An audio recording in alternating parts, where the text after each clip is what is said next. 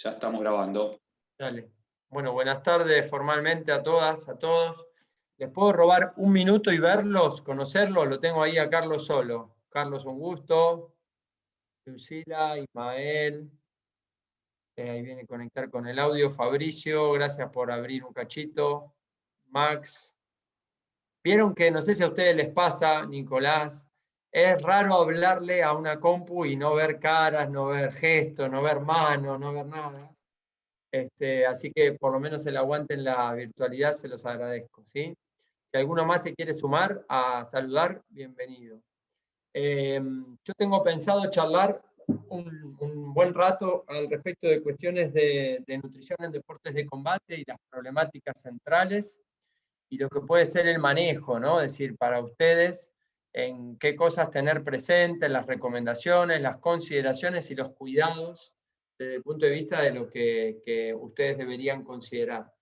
Lo que sí vamos a tratar de hacer, Gaby ya les subió el material del consenso, todas las referencias que yo voy a estar explicando están documentadas, tienen las citas debajo, así que obviamente las pueden utilizar y buscar si les interesara. Y si van surgiendo dudas, más o menos tenemos hasta las 8, ¿no? Lo tengo a Carlos, Fabricio e Ismael en pantalla. ¿Hasta las 8 estamos bien en la clase? Ok. Ponele que hacemos de corrido hasta las 7, yo hablo media hora, 40 minutos, ahí hacemos unos 10, 15 minutitos de corte para sacar alguna conclusión, algunas preguntas, algunas dudas, y después hacemos una segunda parte de lo mismo, y le pegamos hasta el final, con otro tiempo, obviamente, final para preguntas y dudas, ¿sí? Si fuera algo tipo así que no los deja vivir, que necesitan sí o sí decirlo, se meten y lo dicen, más vale. Si es algo que lo quieren comentar en el chat, también, y yo después lo voy retomando en la lectura. ¿Estamos? Bueno, antes de perderlos, que arranco ahí a compartir pantalla, ¿alguien quiere contar algo, preguntarme algo o alguna duda en particular?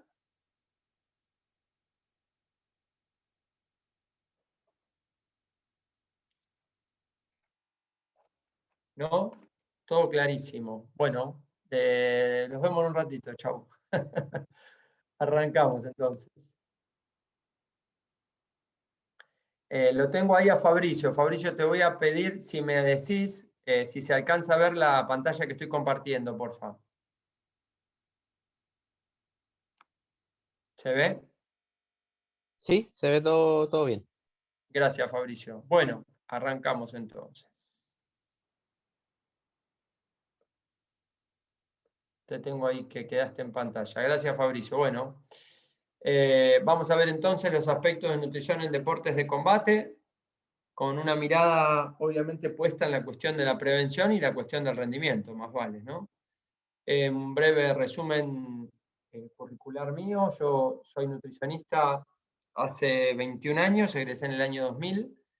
Estoy finalizando mi tesis doctoral sobre deportes de categoría de peso y tengo una maestría en educación, también en el Hospital Italiano. En estos años de formación he aprendido y estudiado materias vinculadas con la antropometría, con la nutrición y con la medicina del ejercicio, y trabajo como docente en la licenciatura en alto rendimiento de la Universidad Nacional de Lomas de Zamora y en la Universidad Nacional de La Matanza, dando nutrición deportiva para estudiantes de la carrera de nutrición. Coordino un instituto de salud y actividad física y aparte de todo esto de lo deportivo, digamos, integro el cuerpo técnico de la Selección Nacional Paralímpica de Judo como entrenador. Hago judo desde que tengo 8 años, tengo 45 años, y bueno, mi vida ha sido dedicada siempre en general a los deportes de combate desde la mirada del aprendizaje, ¿no? Así que desde un poco la teoría y un poco la práctica, voy a tratar de compartir con ustedes este ratito. Muy bien, lo que vamos a ver es, rápidamente vamos a tratar de discriminar los deportes y las necesidades nutricionales. Vamos a ver un poco lo que dice la evidencia de cuáles son las problemáticas más importantes en los deportes de combate y cuáles son las recomendaciones y los abordajes que dice la literatura que serían más recomendados, ¿no? A partir de eso plantearemos los lineamientos o las ideas de consideraciones que tengan que tener presente y las conclusiones. Esto va a ser el temario. Esto ustedes lo conocen, pero al menos quería mostrárselo. Digamos, existen golpes de puño o patada, como lo son el taekwondo, el boxeo y el karate, ¿sí? Los tres, bueno, karate entra ahora en Tokio como juego olímpico. Existen deportes de lo que tiene que ver con los agarres y la lucha en el piso, como puede ser el jiu-jitsu, la lucha grecorromana y la libre, y obviamente el judo. Y existen los deportes híbridos, ¿sí? En donde hay una mezcla de trabajos de pie con trabajos de piso, ejemplificado en el mayor exponente hoy, que es las artes marciales mixtas, en el combat sambo y obviamente el muay thai, el boxeo tailandés, en donde hay una combinación de acciones y es mucho más complejo obviamente el abordaje. ¿Por qué les cuento esto? Porque nosotros tenemos que pensar que desde el punto de vista de los objetivos que se plantea cada deporte, tenemos que ver que en general estos son deportes de oposición, es decir, que plantean como primer objetivo vencer al oponente, lograr la sumisión, lograr que apoye la espalda, lograr noquearlo, lograr la mayor cantidad de puntos, pero esta es una primer gran diferencia con respecto a otros deportes de categoría de peso, como por ejemplo es la halterofilia, ¿sí? O un deporte de combate donde el peso no es tan importante como obviamente lo es la esgrima. El segundo objetivo competitivo tiene que ver con rendir al máximo la capacidad individual. Conforme yo esté en el máximo de mi capacidad, tendré más chances de, bueno, poder vencer a mi rival, aunque no necesariamente siempre quien esté mejor preparado será el que gane. Pero sí, y en relación al peso corporal, es cada vez más importante, no solo en los deportes de combate en particular, sino en todos los deportes en general, que todo lo que yo tenga de peso corporal sea transferible al movimiento y aplicable a un ejercicio o a una técnica. Por eso es que se habla de esta última clasificación que tiene que ver con la mejor relación peso-potencia posible, ¿sí? No la máxima, porque eso muchas veces me hace salir de la categoría, pero sí la óptima entre cuánto de ese peso yo le puedo transferir a un golpe, a una patada, a una llave, a una estrangulación, a una luxación. ¿Sí? Desde el punto de vista de las demandas energético-nutricionales, es decir, lo que se gasta de energía, hay muchas cosas de nutrición que no se las voy a contar para no embarrarles la cancha, pero sepan en líneas generales que nosotros en nutrición lo que tratamos de hacer es saber qué cantidad de energía demanda la actividad y qué proporción de hidratos de carbono, proteínas y grasas utiliza la actividad. Vale decir, qué metodologías de entrenamiento se utilizan para mejorar la capacidad de los deportes de combate, de cada uno de los deportes que rápidamente les conté, cuánto dista la competencia del entrenamiento, porque muchas veces van a ver que esto no es igual en todos los deportes. Hay deportes en donde se comienza y se finaliza ese día. Hay muchos deportes en donde se hace solo un combate, por ejemplo, boxeo, artes marciales mixtas, muay thai. Y, por ejemplo, en un juego olímpico, supongan boxeo olímpico, se compite, si uno va pasando de ronda, todos los días. Por lo tanto, ahí cambiará mucho según qué tipo de deporte nos toque trabajar para pensar estas demandas energéticas. ¿Sí? Y para pensar las demandas energéticas uno piensa en cómo se entrena y se compite, y la segunda parte sería de dónde utiliza la energía ese deportista para hacer frente a las necesidades de la actividad. ¿Sí? Ahí entrarán todo lo que es sistemas energéticos, que seguramente habrán visto ya algo con Gaby o con alguno de los profes que integran el staff.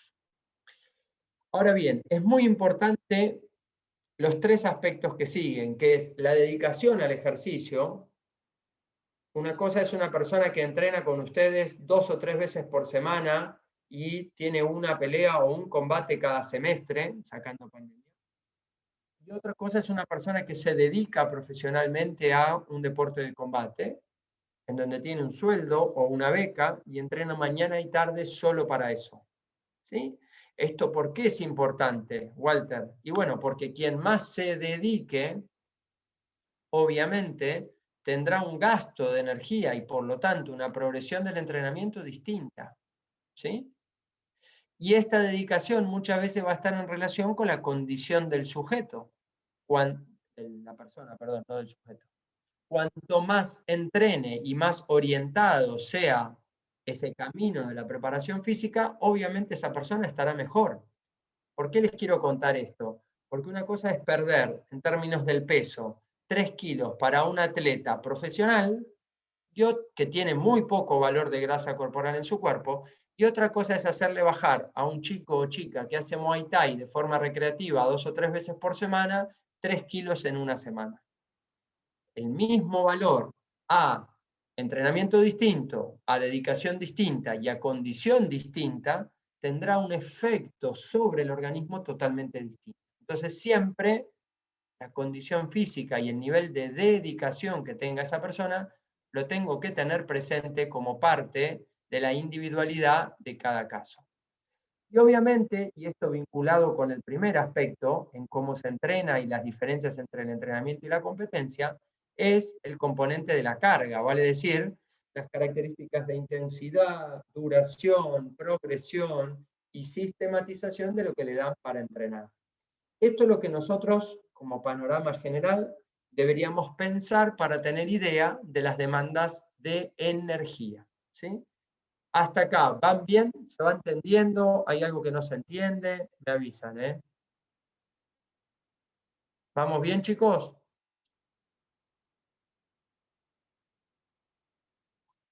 No contesta nadie. Doy por sentado que sí. Todo bien, todo bien. Están todos Bueno, haciendo, levantando su pulgar. gracias, Fabricio, por hacerme el aguante, che. Gracias. Seguimos, entonces. Borramos los dibujos. Borramos los dibujos. Me deja borrar acá. Borramos los dibujos. Bien. Esperen que no logro borrar los dibujos. Ahí está. Y entonces, hecho este diagnóstico inicial, vamos a la bibliografía al respecto de qué dicen los que estudian sobre este tema de los aspectos nutricionales en las estrategias de pérdida de peso en combate. ¿Y por qué vamos a arrancar de lleno con esto? Porque ahora lo van a ver en la próxima placa. En general, más o menos entre 7 y 8 de cada 10 deportistas de deportes de combate hacen ajuste de peso para entrar en una categoría más baja de lo que normalmente pesan. ¿Para qué? Para sacar ventaja relativa de esa diferencia de peso corporal. Este es un punto inherente y casi ineludible de los deportes de combate, que solo es entendido por la gente que está en el deporte de combate. Muchas personas, seguramente a ustedes les debe pasar, gente que no conoce de las actividades de combate, dirá cuál es el objetivo de bajar rápidamente o hacer una restricción tan grande o aumentar la deshidratación. Bueno, ese es el objetivo. Por eso es que tengo que, me interesa obviamente la temática, profundizar, estudiar y adquirir algunas herramientas para no hacerme daño yo, si ustedes son deportistas, o no hacerle daño a mis alumnos, a sus alumnos, con las recomendaciones. ¿Qué resumen este trabajo, que me parece uno de los más serios al respecto de la bibliografía actualizada? Primero es que entrenar más incrementa las demandas de energía total. Esto parece obvio, pero muchas veces no lo consideramos. ¿Qué quiere decir esto, Walter? Que si yo entreno 3 veces por semana versus si entreno 6 veces por semana o 3 en doble turno, necesito ponerle más nafta al auto. Y si yo no lo hago, el cuerpo empieza a manifestar de distintas maneras que no se siente bien. Es decir, que no se recupera, que le cuesta más el ejercicio, que los aspectos técnico-tácticos no salen y que obviamente tiene más riesgo de lo que se llaman lesiones no traumáticas, producto de una mala recuperación entre estímulos físicos. En general, y dependiendo de esto que les describí anteriormente, las necesidades de calorías, es decir, de fuente de energía, más o menos están cercanas a este rango, entre 35 y 50 calorías por kilo de peso, dependiendo de lo que les describí antes. pongan su peso corporal acá, por ejemplo, no sé, vamos a poner que alguno de ustedes pese 70 kilos, y multipliquen 35 por 70, esto les dará 3.500, perdón, 50 por 70 le dará 3.500, y 35 por 70 le dará 2.450. Es decir, que un atleta que tenga una dedicación de deporte de combate, que tenga una dedicación diaria, andará por acá, y alguien que tenga una dedicación de 3 veces por semana, más o menos andará por acá, ¿sí? En líneas generales. ¿Qué es esto, Walter? Calorías por día, es decir, cantidad de energía que necesita. ¿Por qué les quiero contar esto? Porque si yo estoy necesitando esto, 3.000, 2.800, 3.500, y me someto a una dieta de 1.000 calorías entrenando mucho, es inevitable que pierda grasa, pero también que pierda músculo, energía y me cueste mucho más recuperarme. Y este es el punto central de entender. Si yo estoy necesitando esta cantidad de energía y como por debajo, el cuerpo inevitablemente va a utilizar lo que tiene almacenado, pero también va a sentir esa restricción. En algunos más, en otros menos. Y este aspecto que les puse debajo, que va a depender obviamente de lo agresivo de la restricción, es importante entender, borrar todos mis dibujos. No sé por qué no me anda el borrador hoy, miren, es raro. Es importante entender que si yo como muy por debajo, es decir, si hago déficit energético de lo que mi cuerpo necesita, el ser humano, el cuerpo, jamás va a priorizar la mejora del rendimiento deportivo. Vale decir, hablando en criollo, si como muy poco, es muy difícil que mejore la capacidad física. Por eso es que hay que ser, o por lo menos a mí me interesa que ustedes escuchen de la mano de alguien que trabaja en nutrición, que hay que ser cuidadosos con este manejo del déficit energético y más si están trabajando en desarrollo infanto-juvenil o si están en una etapa de hipertrofia y de aumento de la masa muscular, porque inevitablemente el déficit calórico no va a favorecer de ninguna manera la mejora de la capacidad física. ¿Sí? Seguimos. Esto es muy técnico, no sé si a alguno le interesaba, pero me pareció dibujar el dibujo, borrar mis dibujos. Ahí está. Me pareció importante compartírselos. ¿Qué dice la nutrición deportiva al respecto del aporte de macronutrientes? Es decir, de los hidratos de carbono, de las proteínas y de las grasas. Las necesidades de macronutrientes están para los hidratos de carbono entre 4 y 8 gramos de carbohidrato por kilo de peso. El aporte proteico es normal a alto, son ligeramente hiperproteicas, entre 1,4 a 2 gramos de proteína por kilo de peso corporal, y las grasas se sugieren sean de baja cantidad total, por lo tanto es una dieta de normo a hipograsa. ¿Sí? Y fíjense que para los tres, recuerden, yo esto no se los dije, pero todas las calorías que recibimos los seres humanos, toda la energía contenida en los alimentos, termina siendo siempre, y no hay manera de escaparse de esto, algo de carbohidrato, algo de proteína o algo de grasa. Estos son los macronutrientes, los únicos que aportan calorías, que aportan energía.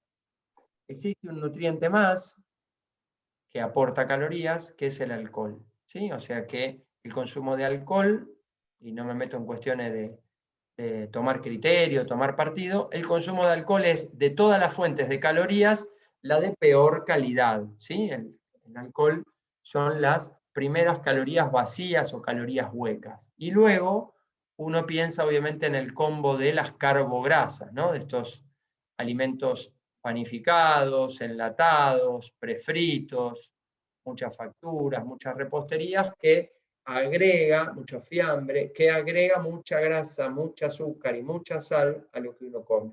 ¿Sí?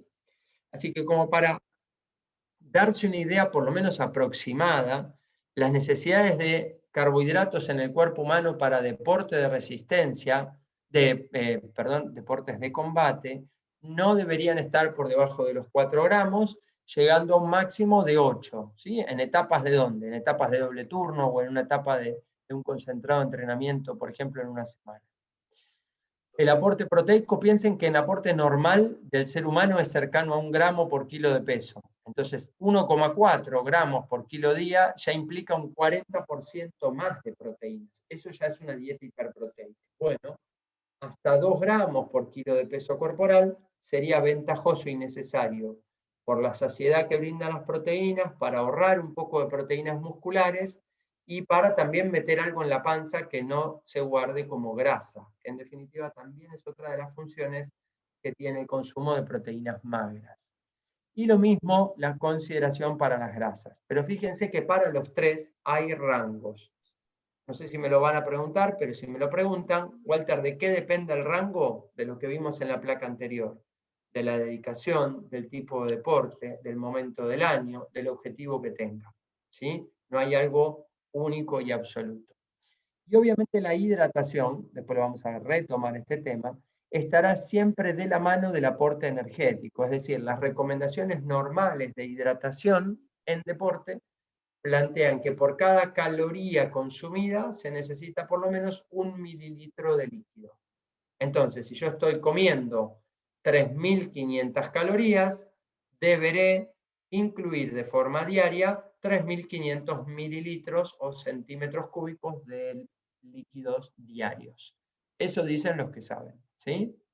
Si yo empiezo a restringir líquidos, pues veremos las consecuencias para la termorregulación, la recuperación intraesfuerzo y el proceso de contracción muscular, obviamente se ve afectado.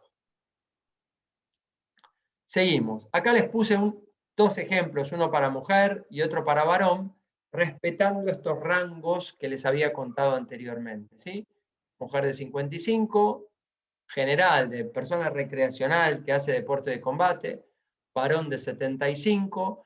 ¿Cómo están estos rangos? Del mínimo y el máximo de carbohidratos, el mínimo, el máximo de proteínas, el mínimo, el máximo de grasas. ¿Y cuánta cantidad de calorías representaría esto en la dieta de esta mujer? ¿Sí? Y lo mismo a la derecha de pantalla, los valores para un varón de 75 kilos. ¿Sí? A ver si hay algo en el chat que tal vez fueron escribiendo. Los que hacen culturismo también. Sí, la verdad es que, bueno, no me figura ahí tu nombre, pero de culturismo realmente no sé nada. Sí sé que obviamente el criterio de peso es útil porque se dividen en función de eso, pero las manipulaciones del entrenamiento y de la dieta nada tienen que ver con alguien que tiene una actividad de oposición. El culturismo no es una actividad de oposición, en donde yo hago y el otro también hace. Es una actividad de mostrar o posar los atributos de cada persona. No es un deporte de oposición, ¿sí? ¿Por qué les quiero contar esto? Porque muchas veces yo puedo estar muy bien preparado o nutricionalmente o físicamente ser el mejor, pero me noquearon o me entró una mano acertada o lograron un derribo en un descuido y se acabó, ¿sí? Gracias Rodrigo, gracias Rodrigo. ¿Se entendió? Así que por eso es muy distinto la concepción de lo que es un deporte de oposición de lo que es una actividad como el culturismo o el fitness de competición. Bien, cuando empezamos a ver cuáles son las problemáticas que tienen en general los deportes de combate, surge, y si tienen ganas de ver, ahora les dejo unos cuantos videos para poder compartir si tienen un ratito y desasnarse si es que no lo conocen o reforzar lo que ya saben, que es lo que llaman el weight cutting o el corte de peso, ¿sí? En este documental que está ahí expresado en pantalla, hicieron el seguimiento a un atleta de UFC que disminuyó el 10% de su peso corporal en 12 horas. Es un caso extremo de artes marciales mixtas, ¿sí? Y esto lamentablemente es bastante más frecuente cuanto más bajo es el nivel competitivo de los deportistas. ¿Cuál es la problemática que ronda en torno a la cuestión nutricional en los deportes de combate? Bueno, que todos los deportistas quieren sacar una diferencia física de ese mayor peso y fuerza relativas aplicadas. que exige el deporte aumentar el rendimiento aún en el contexto del control del peso corporal, es decir, cuidando mucho el peso, en donde a diferencia de muchas actividades, el entrenamiento no por la intensidad, sino por lo traumático de los golpes, luxaciones, caídas, derribos, cosa que ningún otro deporte lo tiene, la exigencia del entrenamiento es totalmente distinta, y en donde existe en general, y por suerte cada vez menos, mucha todavía consideración de falta de conocimiento técnico, físico y nutricional específico. Emanuel, ¿podrás apagar el micrófono, porfa? Gracias. Es decir, y fundamentalmente uno de los deportes que más tiene esto, les diría, ojalá que haya alguien acá en sala, es el boxeo. Lamentablemente el boxeo de todos los deportes es en donde más se transmite de generación en generación y hay poco estudio. Recién en los últimos 10 años, 15 años les diría, hay mucho más de ciencia puesta en el boxeo en particular, y por eso, bueno, gente formada como Rodrigo Merlo, como el profesor Gabriel Rezzónico que ustedes tienen, y otros colegas que están trabajando, empiezan a intentar mejorar toda esta falta de conocimiento y la repetición de metodologías ancestrales al respecto del entrenamiento deportivo. Todo este combo genera en el cuerpo humano eso que dice TCA, son los trastornos de la conducta alimentaria, es decir, patrones anormales con la comida, bajadas agresivas y subidas repentinas, muchas alteraciones cardiovasculares, arritmias, infartos, problemas cardiovasculares severos y cuadros de moderados a severos de deshidratación. Es decir, todo este combo genera esto que está acá, chicos y chicas, ¿sí? Y obviamente todo lo que son las lesiones por estrés, no las lesiones traumáticas de un golpe, de una luxación, de una palanca, sino la lesión por una incapacidad del cuerpo humano a recuperarse. ¿Por qué? Porque no le estoy dando nafta para restituir lo que se rompe y lo que se gasta. ¿Sí? Espero que vayan bien hasta acá. Así podemos seguir continuando con la charla. Estoy con líos con el borrador hoy, no sé por qué. Ahí está. Bueno, ahí tienen algunos videos. Seguramente ustedes tal vez conozcan algunos más, pero tiene que ver con las distintas evidencias que están colgadas en la web. Ni siquiera hay que buscar en PubMed o en buscadores muy especializados, pero van a darse cuenta que lo que primero sucede es metodologías, algunas más, otras menos exitosas, para el famoso weight cutting, ¿sí? O rapid weight loss, también lo van a ver dentro de la literatura. Y si nos ponemos a analizar desde el punto de vista técnico qué dicen los trabajos de investigación más serios sobre estas cuestiones, una de las personas que más investiga, por lo menos en Latinoamérica, son estos tres autores, Emerson Franchini, brasileros, Ciro José Brito y Guilherme Artioli, son tres referencias latinoamericanas muy sólidas sobre deportes de combate, y hacen un trabajo muy interesante de relevamiento de la población y de las consecuencias de las bajadas rápidas de peso. Y vamos a citarlo varias veces hoy. Y lo que plantean ellos es esto que yo les mencionaba. La prevalencia general es que entre 6,5 a 9 de cada 10 deportistas de combate baja de peso para participar, que los que más bajan de peso en general, esto es de deportes olímpicos, bueno, el jiu-jitsu no es olímpico, pero lo que estaba descrito arriba sí, la lucha libre y el judo es de los que más tasa de descenso tienen, el karate le sigue, luego el taekwondo, y veremos que el jiu-jitsu, el Brazilian Jiu-Jitsu, la modalidad del jiu-jitsu brasilero, es el que menos prevalencia de descenso tiene. Después les voy a contar por qué. Y es un poco parte de las conclusiones de lo que hoy está haciendo Jiu-Jitsu como metodología de consideración del tema del peso corporal. ¿Sí? Bien. Si miramos un poquito adentro de ese trabajo que les compartí, lo que vamos a tener acá arriba son todos los deportes que analizó este trabajo. Jiu-Jitsu, boxeo, judo, artes marciales mixtas, Muay Thai y kickboxing juntos, taekwondo y lucha. Y fíjense, vamos a ir viéndolo por arriba, pero para que se puedan dar una idea y poder entender si les gusta ver estos trabajos de investigación para poder sacarle más provecho. ¿Con qué peso arrancan? Comienzan la preparación. ¿Cuál es el peso en el cual normalmente clasifican? Es decir, la categoría en la que entran. Fíjense que siempre está por debajo el valor que está acá. El porcentaje de deportistas que tuvieron que ajustar peso. Fíjense, 93, 95, 94, 97%. La mayor cantidad de kilos que bajaron para una competición. 6 más menos 4, 8 más menos 4, 8 más menos 8, 10 más menos 4, y así. ¿Cuánto suelen bajar para una competición? En promedio acá figuran, ¿ven? 4, 5, 4, casi 10 artes marciales mixtas. Era lo que les decía al comienzo, son de los peores en cuanto a la agresividad de las metodologías de descenso.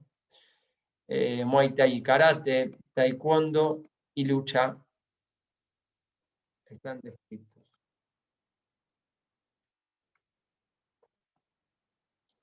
Si seguimos mirando, voy a tratar de borrar esto de vuelta. Si seguimos mirando con cuántos días cortan peso, con cuántos días de antelación se preocupan por el peso, boxeo plantea para esta referencia y artes marciales mixtas la mayor cantidad de días, ¿sí? El que menos tiempo ajusta para este trabajo es la lucha, pero siempre hay que verlo obviamente en los contextos que nos tocan. ¿Cuánto bajan en las últimas 2 semanas de corte de peso? 3, 3, 2, 5, 2, 3, 3. ¿Cuánto bajan el día previo al weight-in, es decir, al pesaje? Fíjense lo que bajan estos. ¿Sí? ¿Cuánto recuperan de peso entre el pesaje y la competencia? 1, 2, 2, 5 kilos, artes marciales mixtas, 3,5 karate y muay thai. ¿Qué tiempo disponen entre el pesaje y la competencia? Y acá está el boxeo, perdón, las artes marciales mixtas como uno de los mayores exponentes, ya que el pesaje suele ser 24 horas previas, ¿sí?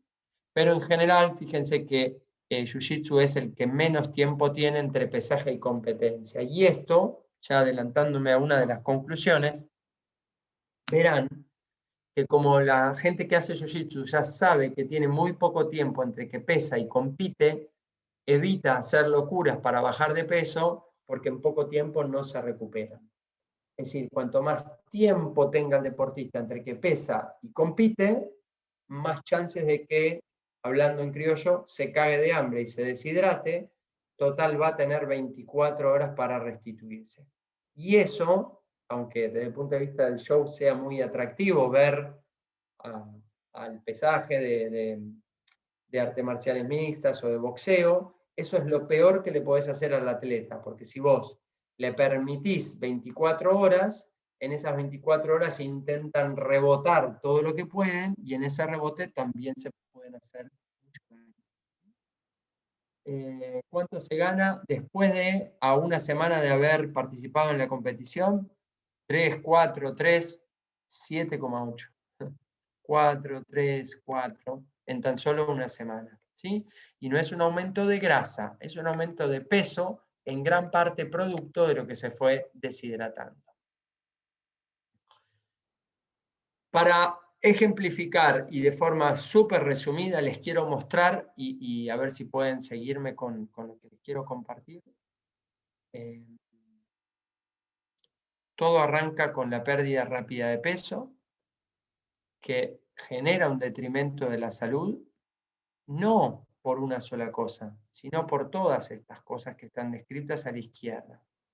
Alteraciones sobre la síntesis de hormonas, sobre el balance de líquidos corporales, sobre la regulación de la temperatura corporal, sobre la función cardiovascular, sobre la pérdida de densidad mineral ósea, sobre la disminución de la función inmune, sobre los estados de depresión y de disminución del estado de ánimo, y obviamente sobre la disminución de la masa muscular. Es decir, que bajar de peso rápidamente afecta a la salud no solo por una cosa, sino al menos 2, 4, 6, por 8 cosas distintas. Y si encima este ciclo de perder, ganar peso lo hacen en la etapa de crecimiento y desarrollo, puede darse un deterioro en algunas personas reversible y en otras irreversibles de su crecimiento, predisponiendo a futuro mayores chances de obesidad, ¿sí? Cuando se retira. Y estos dos elementos, generar en el cuerpo humano la mayor incidencia de trastornos de la conducta alimentaria, emparentados con la bulimia, con la anorexia, con la toma de diuréticos, con la restricción voluntaria, y con todo lo que hoy se conoce como el REDS, que es el déficit relativo de energía, que tiene que ver con comer por debajo de lo que ese cuerpo necesita de forma voluntaria, ¿no? Obviamente para sacar ventaja de ser más liviano. A pesar de que se disminuye la salud y se disminuye el rendimiento, uno tiene que ver siempre, y por eso están signos de pregunta, qué cosas de las capacidades condicionales de un deporte de combate se ven modificadas y cuáles no. En principio, y muy rápidamente, las capacidades fosfagénicas vinculadas con la potencia y la fuerza máxima, aún con descensos muy drásticos del peso corporal, parecerían ser que no se ven afectados. Pero si la lucha se alarga, o si tengo varios combates, o si pasé a una ronda clasificatoria y sigo, la capacidad lactácida, la capacidad de resistencia a la fuerza, es de las que primero se ve disminuida.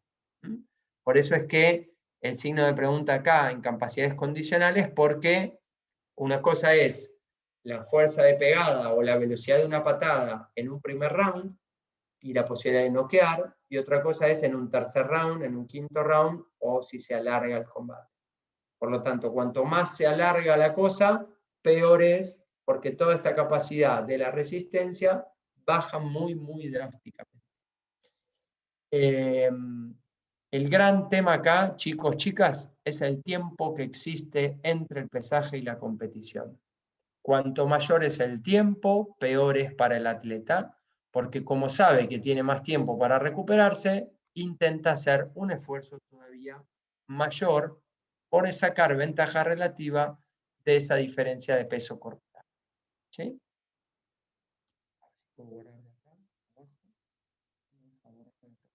Hoy el Zoom me está ganando, chicos. Me está ganando por paliza.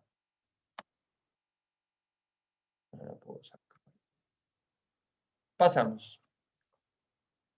Hace 24 años, en Estados Unidos, en una competencia nacional en wrestling, en lucha libre, 3 deportistas que pertenecían a una universidad fallecieron en la misma competencia por intentar bajar de peso. Y a partir de eso, se generó en Estados Unidos y luego se fue multiplicando al resto del mundo una interpretación y un análisis muy distinto de las estrategias para entrar en categoría. Es así que hoy ya están descritos cuáles son las estrategias óptimas de recuperación y de ajuste de peso, fundamentalmente en luchadores, y que les diría, casi todos los deportes están mirando, algunos más de lleno y otros más de costado, lo que está haciendo la lucha, que es parecido a lo que está haciendo el jiu-jitsu, que es acortar el tiempo entre el pesaje y la competencia. ¿Para qué? Para que los atletas no restrinjan tanto su comida. ¿Por qué? Porque si tienen que restringir para bajar de peso, lo único que les queda es esto que hablábamos, generar un déficit energético o un balance energético negativo. ¿En dónde? Para que se den una idea. Si la persona necesitaba, por lo que les mostré anteriormente, por lo menos 40 calorías por kilo de peso, y estos son los días previos a la competencia, y acá tengo la competencia o el pesaje, conforme me voy acercando, por eso figura 15, 14, 9, 2, 1, fíjense que conforme me voy acercando, la cantidad de calorías empieza a disminuir cada vez más. Y si yo necesitaba por lo menos 40 o más calorías por kilo de peso por todo lo que entrenaba, y estoy consumiendo la mitad, no hay manera que me sienta bien, no hay manera que tenga buena recuperación, no hay manera que mi estado de ánimo sea el óptimo. Y el tema, por eso el signo de pregunta, es qué hacer las 48 horas previas si todavía estoy pasado o pasada la persona en términos de la disminución. Por eso el signo de pregunta. Es común, lamentablemente, que el día previo al pesaje clasificatorio no haya ingesta de sólidos y probablemente no haya ingesta de líquidos, ¿sí? Obviamente es sumamente nocivo, ¿no? Acá tienen un ejemplo de lo que podrían ser, pero un ejemplo, totalmente general, no es la dieta a seguir ni la recomendación ideal del libro. Es un ejemplo de lo que puede ser una dieta normal a baja en carbohidratos, muy alta en proteínas y normal en grasa para un deportista que requiere unas 3.000 calorías. Acá tienen un plato de comida, acá tienen otro plato de comida. Esto está hecho obviamente con fines didácticos para esto, ¿no? Para lo que estamos haciendo ahora. Tienen un desayuno, tienen la merienda y tienen 2 colaciones, ¿sí? En donde hay un altísimo aporte de las proteínas, ¿sí? Fundamentalmente aportadas con pescado, con legumbres, con huevo, con queso y con derivados lácteos, ¿sí? Bastante yogur, bastante queso y no tanto aporte de huevo. Ahora fíjense esto, lo mismo, pero 2.000 calorías. No sé si alcanzan a ver diferencias en los platos, no sé si alcanzan a ver que acá ya esto desapareció, que la rodaja de pan, la segunda rodaja de pan de acá ya desapareció, que la cantidad de pescado es menor, que la cantidad de frutos secos es menor, ¿sí? Es decir, la cantidad total se fue disminuyendo. Y miren esto, no sé si se dan una idea, miren cómo le quedó el almuerzo, miren cómo le quedó la cena, miren lo que le quedó entre comidas. 2 galletitas de agua con una cuchara de queso y una manzana. Y en la merienda, o al revés, el desayuno, una fruta con una rodaja de pan. Y solamente 1.000 calorías, cuando yo necesito 3.000 o más. Entonces, lo que yo les quiero mostrar es que es muy difícil con esta nafta rendir como si estuviera comiendo esto. Por eso, no sé si a ustedes les pasó, pero muy probablemente con la restricción calórica lo que pase es que se empiezan a sentir cansados, doloridos, incómodos, molestos, producto de esta restricción que empiezan a hacer para sacar ventaja relativa de la disminución de peso corporal. Vamos a cortar un poquito acá para verlos, para verlas y escucharlos un ratito a ustedes, a ver cómo vienen acá, si vienen bien. Si están medio perdidos, si les gusta cómo los estoy planteando. A ver, los escucho.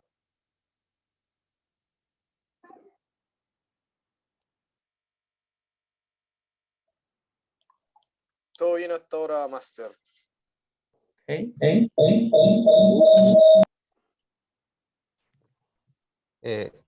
Todo bien. Walter, una consulta. Últimamente están muy de moda algunas dietas, como por ejemplo la cetogénica. Y la otra vez en una clase con el doctor Merlo, veíamos lo perjudicial que era para este tipo de cosas. O sea, no es óptima en el tema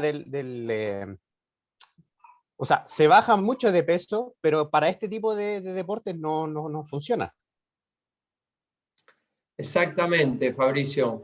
Y por eso es importante volver sobre las bases, sobre lo que yo les planteé en el arranque muy rápidamente, que es las demandas que tiene la actividad. Es una actividad muy glucolítica, con alta producción de ácido láctico. Por lo tanto, las demandas de carbohidrato no son las de un deporte de resistencia, pero son moderadas. Y si yo hago una dieta, como describiste muy bien, cetogénica, es decir, prácticamente sin carbohidratos, no tengo manera de restituirlo, a pesar obviamente de que las grasas son sustrato energético y las proteínas también, pero obviamente tienen un costo para el cuerpo mucho mayor, ¿no? Muchas gracias, Walter. Acá Lucila dice, muy cierto eso, profe, por más horas que haya entre pesaje y la competencia. ¿Querés hacer algún aporte, Lucila, porfa? ¿Te animás? Nada, simplemente nosotros con mi instructor que también hace el curso, que hoy no puedo asistir, hacemos taekwondo ITF, competimos a nivel internacional y eso se ve mucho. Nosotros, ahora que estoy viendo, está bastante mal, pero hemos hecho ese recorte de peso. Yo generalmente estoy pesando 70 kilos, mido 1,77 y compito hasta 67 kilos en taekwondo. Y sí, muchas veces tuvimos que hacer recorte de peso, la mayoría de las veces, y también hemos tenido que dejar de hacer la ingesta, de dejar de tomar líquidos, y se siente bastante. En el último mundial, en 2019, tuve 6 peleas en el mismo día y se sienten. Sí. Y más en la intensidad que le pone el taekwondo, Lucila, así que claro que sí, claro que sí. Si fuera un solo combate, una sola pelea, es una cosa. Pero si uno va pasando de ronda o hay pools donde a partir de ganar 2 o 3 combates se accede a un cuadro principal de 8 o lo que fuera, esto está descrito como que el cansancio aumenta exponencialmente. Igual puedo ganar o perder, o sea, la victoria no va a depender solo de esto. Recuerden que en un deporte de oposición no soy solo yo, es lo que hace el otro o la otra, y la cuestión técnico-táctica, la cuestión psicológica, hay un montón de cosas. Lo que yo digo es, si yo a nivel energético estoy bajo y tengo menos chance de estar al 100%, ¿no? No sé si ya vieron el concepto de tapering y picking con Gaby. ¿Ya lo vieron eso? Me dice Carlos que sí. Gracias, Carlos. Bueno, el tapering, es decir, esa puesta a punto, y el picking, el máximo punto de rendimiento, si yo estoy, como comentaba Lucila, sin comida, no se logra. Es decir, no logro la supercompensación para llegar a mi máximo nivel. Logro ahí, arañar, ¿me entendés? Entonces es muy importante planificar, y ahora un poco lo que va más adelante de la presentación, planificar un descenso de peso acorde, con más tiempo y más cuidando las capacidades físicas. Es decir, ir viendo si no voy perdiendo capacidad, velocidad de golpeo, fuerza de golpeo, recuperación intraesfuerzo, las características específicas de cada uno de los deportes de combate que ustedes desarrollen o se estén involucrando. ¿Sí? ¿Vamos bien hasta acá, señores, señoras y señores? Va bien. Ok. Perfecto, Lucila, profe. ¿vos sos la única niña del equipo hoy en sala? Ni idea, profe, a ver.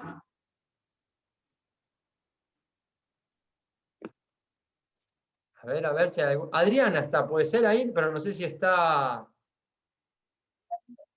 Un par de chicas. Hola, sí, Adriana. ¿Estás por ahí, Adriana? Sí, acá estoy. Bueno, ¿cómo venís con lo que estamos charlando? Bien, bien. Bueno, Todo bien, ¿algún prestando aporte? atención y incorporando los contenidos. Muy bien. ¿Algún aporte, algo que quieras decirnos? No, también estaba escuchando y prestando atención porque estaban hablando de la dieta cetogénica que ahora está tan de moda. Uh-huh. Y sí, o sea, incorporando todo eso que aparentemente está bastante mal para los chicos que están entrenando.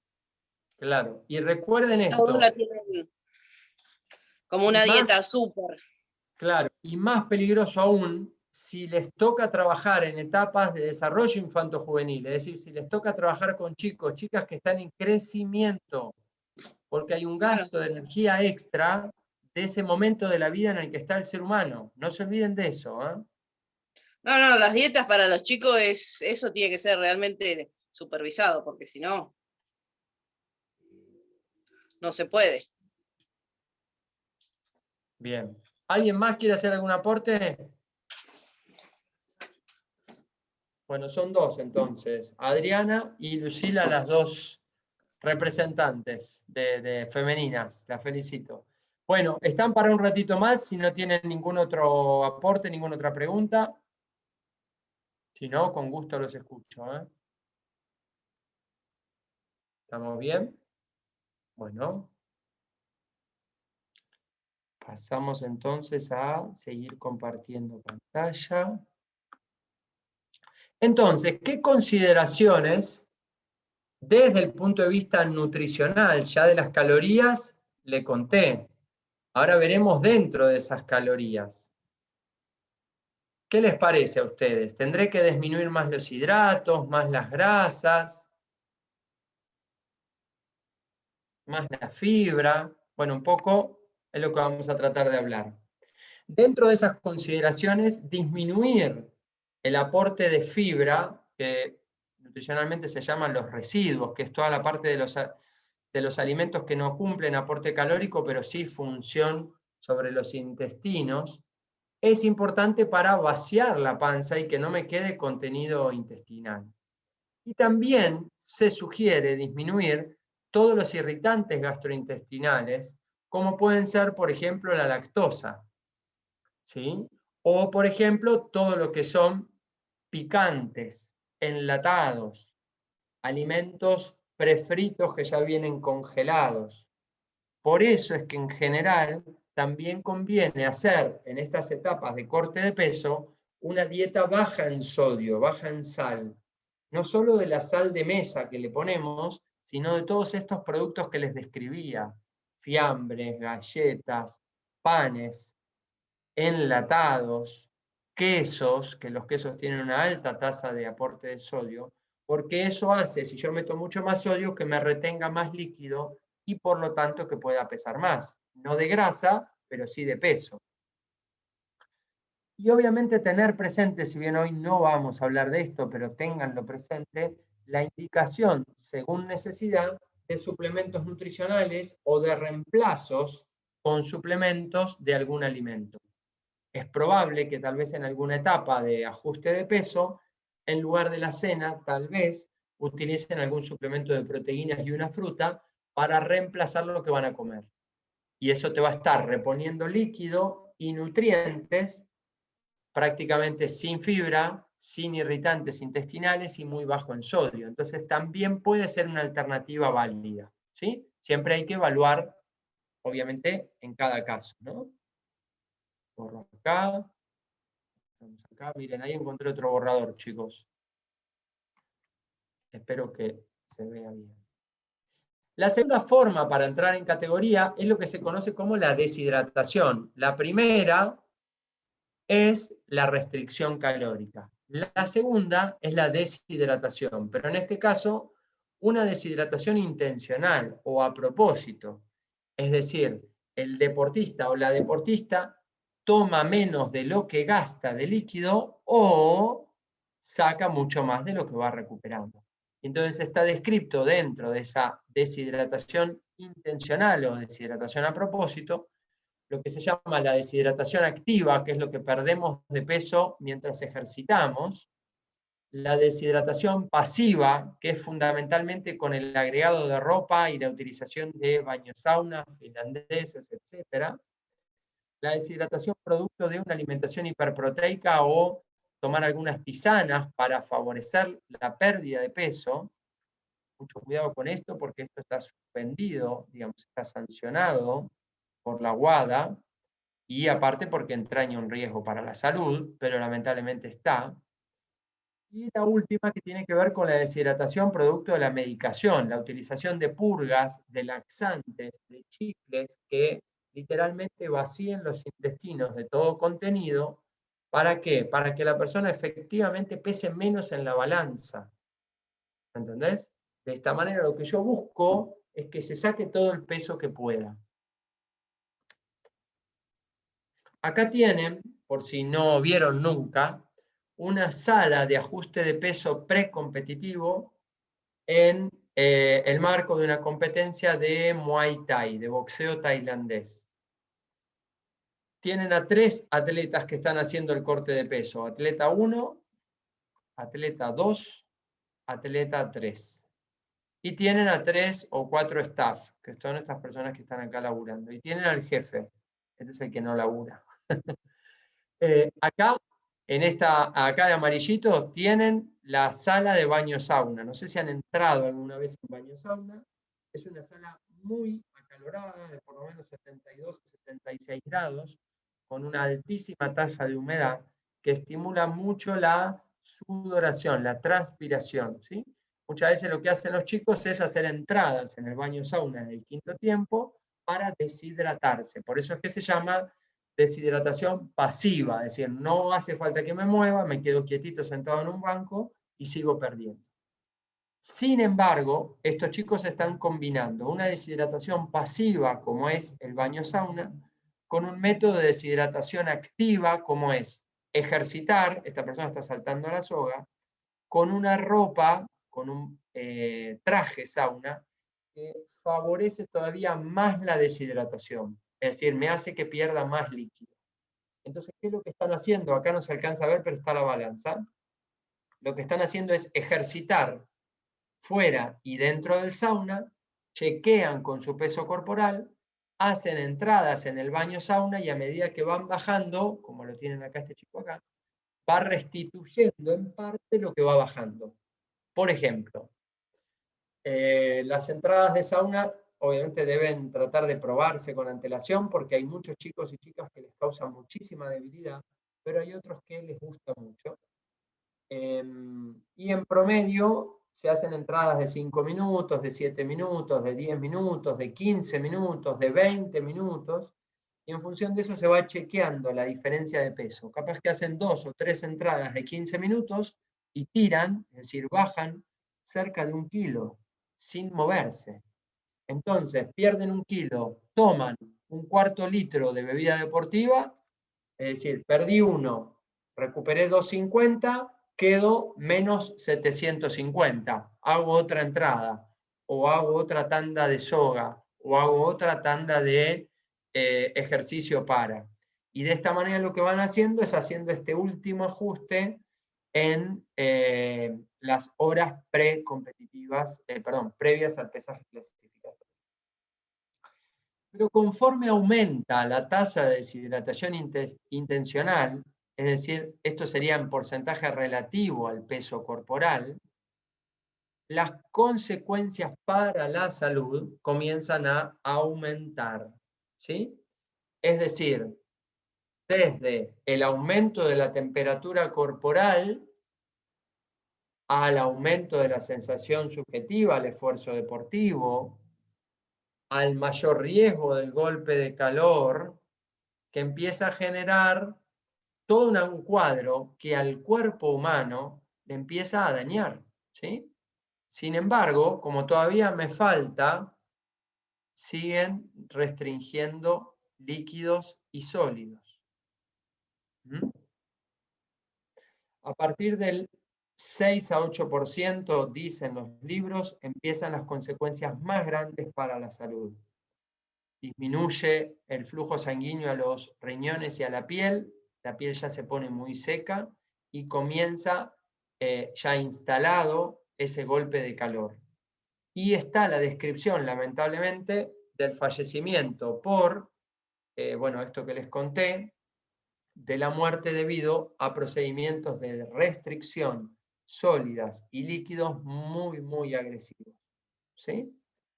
Así que espero que vayan dándose una idea o una dimensión, y si no lo conocían, que puedan empezar a saber. Esto sería 2, 4, 6, 8, es porcentaje del peso corporal, chicos, ¿sí? Vamos a ponerle un número, yo esto lo di por sentado, pero viene bien. Si yo peso 70, el 2% será perder 1,4 kilos o litros. El 4% de 70 es 2,8 kilos o litros. El 6%, para alguien de 60, 6 por 7, 42, será perder más de 4 kilos. El 8% será perder más de 5,6 kilos, ¿sí? Y el 10% para alguien de 70 será perder 7 kilos producto de la deshidratación voluntaria, ¿sí? ¿Se entendió? ¿Van bien hasta acá, chicos y chicas? Todo ok, todo ok. ¿Todo ok? Dice Ismael. Súper. ¿Quién Muy bien. más? ¿El resto vienen bien, chicos? No quiero salir para no dejar de compartir. Vamos bien, Walter. Bien, me dice Manuel. Gracias, Emanuel.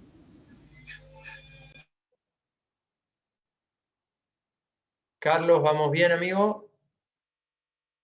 Bien, bien, Walter. No se escuchó capaz. Perfecto. Bien. ¿Qué es lo que surge acá? El tercer método para la entrada en categoría es lo que se conoce como drift weight, que es la variación de peso, de peso corporal que tengo entre la noche y la mañana. ¿Sí? Si todos se pesaran alguna vez a la noche y se volvieran a pesar a la mañana, verán que todos pesamos menos. Y esta diferencia de peso corporal tiene que ver con que el cuerpo sigue gastando energía, es decir, nuestro metabolismo continúa activo. Por eso es que esta variación de peso de la noche a la mañana también la tengo que tener presente cuando estoy contando las monedas, digamos, cuando estoy en el último ajuste. En general y muy variablemente, esa variación de peso está entre medio kilo o hasta 1 kilo, obviamente dependiendo el peso corporal, ¿sí? El año pasado tuve la posibilidad, a partir, bueno, obviamente de la pandemia y todo esto que generó, de realizar algunas investigaciones todavía no publicadas sobre los deportes de combate y les quiero compartir algunos datos de referencia, contrastando contra la bibliografía, ¿no? Y se los resumo. El 72 participaron más de 800 personas, ¿sí? De los cuales el 68%, casi el 65%, eran varones, el 30 y pico eran mujeres. El 72% tuvo que bajar de peso para competir al menos una vez en toda su carrera deportiva, ¿sí? O sea que eso ya nos está mostrando que es muy prevalente lo mismo que decía la bibliografía. Como métodos utilizados para la restricción, el entrenamiento extra, la deshidratación y la restricción calórica son los más descritas. Casi 8 de cada 10 comienza a cortar peso solamente con 2 semanas de antelación. No se preocupan con mucha más antelación, ¿sí? Se preocupan justo ahí, cuando tienen la confirmación de la pelea. 6 de cada 10 percibe cambios en su rendimiento. ¿Qué percibe? Menos fuerza, más estrés y peor rendimiento físico de lo que rendía en el entrenamiento. Y fíjense esto, que bueno, como todo dato siempre hay que ponerlo en contexto, ¿no? 8 de cada 10 dice haber recibido consejos para bajar y dentro de esos consejos, la mayor parte de los consejos lo dan ustedes. Los profes y los entrenadores que están a cargo de grupo, que muchas veces no están formados para. Pocos, menos de la mitad, consultan a nutrición o a médico. Y el 30%, por lo menos de esta muestra, consulta con amigos, le pregunta. ¿Cómo lo ven? ¿Están de acuerdo con eso?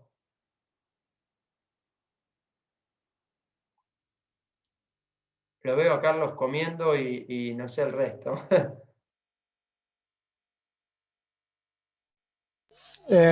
Sí, Walter. Yo lo he visto, yo no he cortado peso. Siempre me he mantenido en mi peso, pero conozco compañeros que han hecho eso, justamente con con consejo del profesor o consejo de otros compañeros también.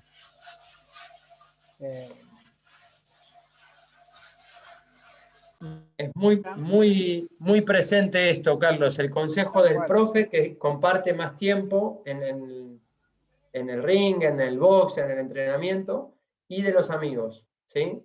Y fíjense esta última consideración, 7 de cada 10 dice necesitar por lo menos 24 horas para recuperarse. O sea que cuesta. Cuanto más baje, más me va a costar. ¿Por qué? Porque el impacto sobre la bajada es mayor. ¿Cómo van hasta acá? Todo bien. Lo que sí quería comentar algo con respecto al tema del corte de peso, que generalmente, bueno, que a mí me pasó una vez, y también he visto a mis amigos que compiten en diferentes categorías y deportes, que muchos, no sé si a los demás les ha pasado, pero sí he visto que muchas veces se recurre a dietas extremas, a dietas de moda, por decirlo de alguna manera. Como se hablaba delante, la cetogénica, también he visto algunos que se van un poco por experimentar con ese tipo de dietas, y muchas veces el rendimiento no es el que se espera. Por lo mismo, porque se deja de lado el tema de los requerimientos energéticos del deporte en sí mismo, se deja de lado la especificidad del deporte o de los sustratos que requiere el deporte. Entonces, de repente, también se provoca que muchas veces anden súper bien en los entrenamientos, pero a medida que se va acercando la competencia, al recurrir a esas dietas, el rendimiento se ve que baja demasiado. Por eso es que, bueno, obviamente Gabriel, como referente de la capacitación, insistió en que yo les comparta un poco toda esta evidencia para que ustedes puedan reconocer que todo lo que a veces se preocupan en la planificación, en que llegue bien, en lograr este tapering o el picking, si la persona está muy fuera de su rango de peso, que es ahora lo que sigue en las próximas placas, verán que toda la capacidad física se desdibuja, porque el único objetivo es entrar en la categoría. Entonces, para eso, y un poco como consecuencia, hay que tratar de estar más cerca del peso y hacer restricciones más chicas para que el impacto, un poco lo que contaba la profe, para que el impacto no sea grande sobre la capacidad y sobre la salud. Porque este juego es lo que tenemos que tener presente. O sea, que vos des el peso, pero que puedas rendir bien. No que des el peso y seas una lechuguita que no puedas ni moverte. ¿Se entiende? ¿Sí? Perdón, voy a contar que tengo un compañero que tuvo que bajar de peso y en la pandemia siempre tuvo buena genética y en la pandemia se dedicó a entrenar su masa, la parte física y aumentó mucho la masa muscular. Muchísimo, y tuvo que bajar para su pelea. Estaba pesando 84 kilos y peleó en 70 kilos, peleador profesional. ¿Boxeo, Max? Horrores, obviamente. Y después pasa también, hay algunos casos de algunos chicos que por ahí se les recomienda la dieta, pero empiezan a hacer, por su propia decisión, empiezan a no comer lo que le dicen también, ¿no? Me pasó con este compañero que cuando recuperó para la pelea, yo lo llevé al pesaje, lo llevé hecho en una hoja, el tipo. Al otro día recuperó, estaba bien, pero al otro día cuando en la pelea rindió, a partir del hizo los 3 rounds, en el segundo round ya le pesaban los brazos. Sí. ¿Y cómo le fue, Max? La verdad que en la pelea le fue muy bien por ahí por la potencia de los golpes, pero estaba preparado para tirar ráfaga de golpe, tiró todos los golpes al 100%, y no fue perdiendo como ese poder de knockout, quizás, no sé.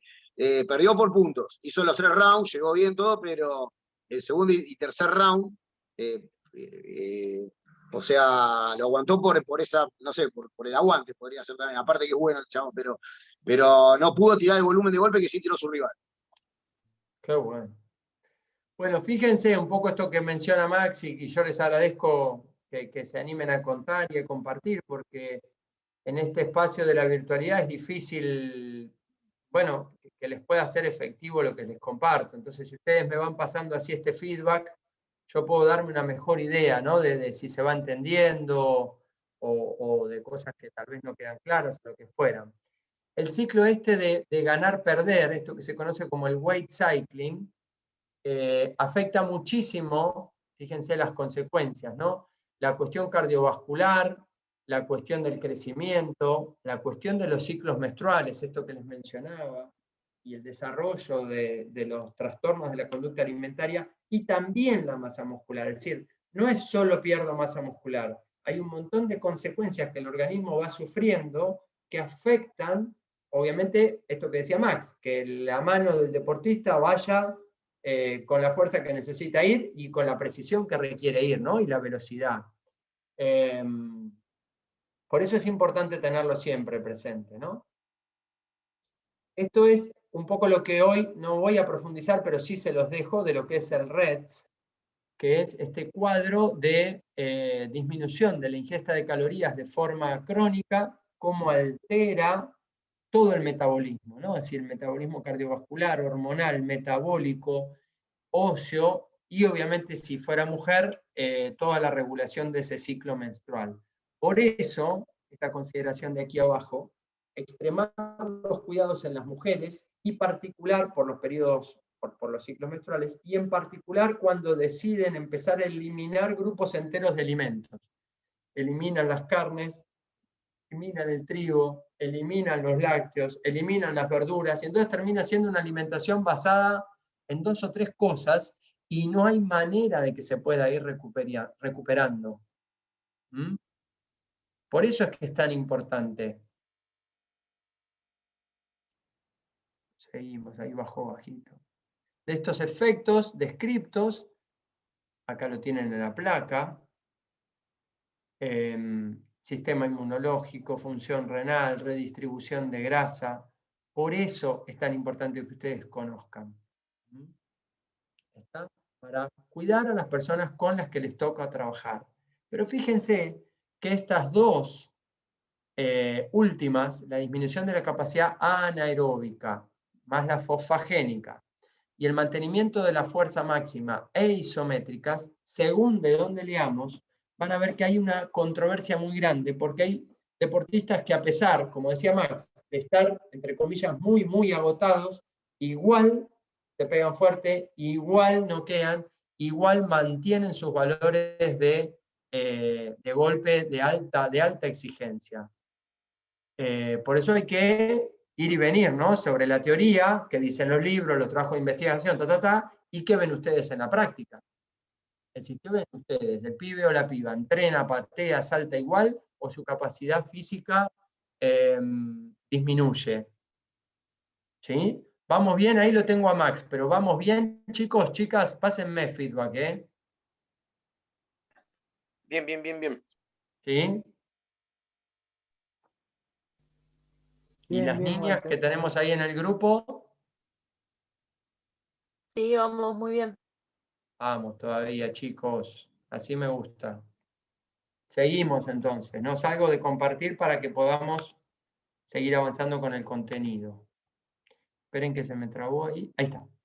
Por eso es que la clave, o la gran clave hoy de lo que está, es este tiempo de recuperación, ¿no? Es decir, el tiempo que disponga entre que yo me peso, o el atleta, o Lucila se pese, y comience su competencia.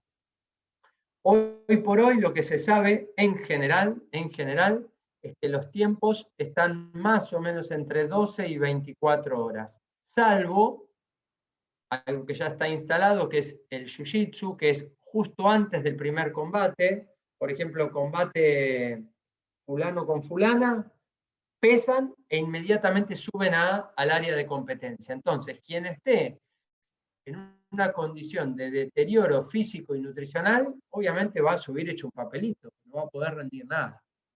Entonces esto de alguna manera hace, y se vincula con lo que les comenté al comienzo, es que el Jiu-Jitsu, de todos los deportes de combate, por lo menos que están descritos, es el que menos tasa de descenso de peso agresivo tiene, porque saben que no tienen tanto tiempo. Y la lucha, a partir de lo que les conté, desde hace 20 y pico de años, empezó a cambiar y hoy tiene ya un abordaje nuevo. Lucila, ya que te tengo en pantalla, hoy por hoy, ¿con qué tiempo están empezando y después compitiendo ustedes?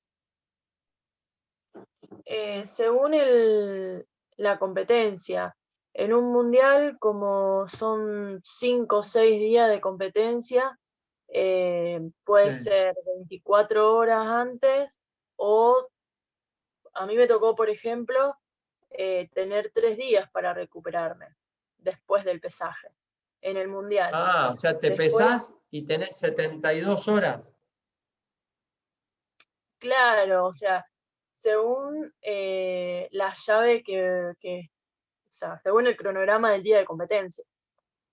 Por ejemplo, nosotros en Claro, un mundial tenemos las 3 categorías: la gente, los competidores veteranos, los juveniles y los adultos. Y van armando ajá, un cronograma de competencia según las distintas áreas. A lo mejor, no sé, por darte un ejemplo, hoy nos pesan y mañana les toca a los juveniles distintas categorías y a los adultos distintas categorías. ujú, Por eso es según el cronograma de competencia. Te puede tocar o al otro día o te puede tocar dentro de 2 o 3 días. A mí, por ejemplo, me tocó en 3 días. 3 días de recuperación y mirá, llegué bastante bien. muy bien, Después, en el europeo sí fue de un día para el otro. claro. ¿Y ahí sentiste esta diferencia un poco de lo que estábamos describiendo, del tiempo de la recuperación en relación a la capacidad física? Sí, sí, sí. En el Sí, europeo más que claro, nada, que fue donde me costó más bajar en peso, bajar la categoría. Me tuve que levantar claro. temprano y transpirar, ponerme el traje térmico y ponerme a transpirar. Y ajustar peso, claro. Bueno, gracias por el aporte, Exacto. Lucila, muy amable, en serio. No, por favor. Fíjense esto que vamos a ver ahora, que lo van a ver como carril de peso o rango de peso, que es una recomendación, les diría, de las definitorias, de más de las concluyentes, ¿no? Y tiene que ver con reconocer en qué momento del año se encuentra ese deportista para pensar qué peso tiene que dar. Vamos a suponer un valor al azar, chicos, chicas, que ese deportista participa en una categoría que fuera 70 kilos. ¿Sí? ¿Qué dicen los que saben? Que si ese deportista quiere competir en 70, fuera de la temporada no puede estar arriba del 10%. Es decir, que el límite en todo momento, aún en Navidad, es 77 kilos. Seguimos. Esperen ahora, ¿eh? Me sigue ganando el botón del borrador. Que si me encuentro en un periodo general, típicamente febrero-noviembre, ese criterio baja al 7%. 7 por 7 es 49. Entonces ese atleta que quiere participar en la categoría de 70 kilos, tiene que estar pesando 75. Que cuando comienza el año de las competencias, en Argentina, fuera de pandemia, marzo, octubre, ya la sugerencia es el 5% de la categoría. Es decir, que ese atleta, hombre o mujer, esté en 73,5. Y que la semana previa a la competencia, vale decir, tiene que competir hoy o mañana, y con cuánto arranca el lunes, los libros dicen el 3%. 72,1, pónganle 72,5. Si yo hago este camino que está descrito acá, lo que me aseguro es este doble objetivo que yo les propuse, que es llegar con el peso de forma exitosa para poder rendir bien y competir a morir, y no dañarse en ese camino. Este es un poco el concepto tal vez más importante. El doble cuidado, ¿no? No solo de dar el peso, sino de cómo llega para poder rendir, porque no es solo dar el peso, es dar el peso para competir.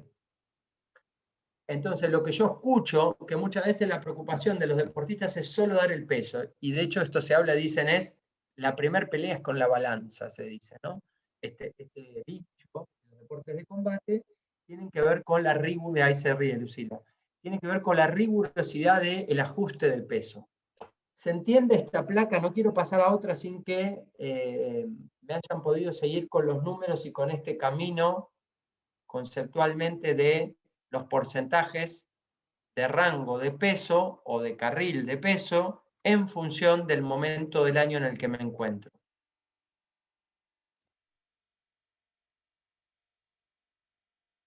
¿Estamos bien? Está perfecto, perfecto, Walter. Bien, bien. ¿Lo habían visto esto de alguna otra manera? ¿Algún otro?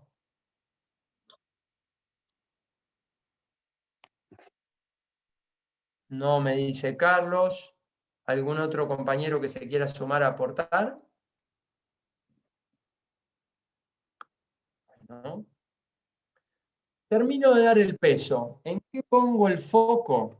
Definitivamente en la rehidratación. Es decir, lo primero que tengo que tratar de hacer es recuperar líquidos, pero no solo agua, sino líquidos que se queden en el cuerpo, por eso líquidos con sodio, y carbohidratos. Líquidos con sodio y con carbohidratos, que pueden ser bebidas deportivas,